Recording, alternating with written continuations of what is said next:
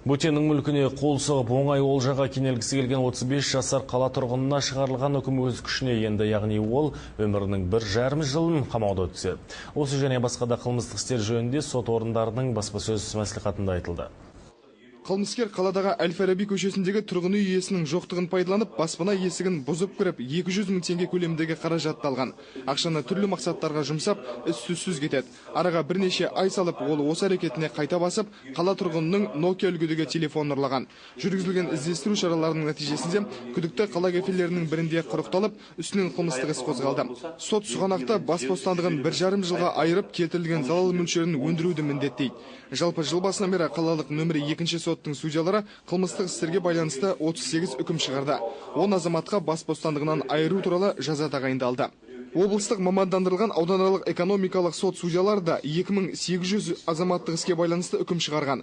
Олардың ішінде мұнай компаниясының талабы бойынша қаралған істе бар. Кен орындарындағы зиянды қалдықтар жойылмай, қоршаған ортаға көп мөлшерде залал келтірілген. Осыған байланысты компанияға 14 миллиард теңге көлемінде айыппұл салынған.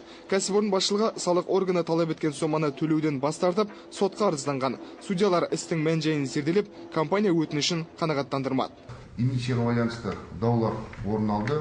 Ол жаңағы бізде көбісі азаматтық істер айтып отырмын ғой, екі заңды тұлғаның арасындағы дауларды қарайды.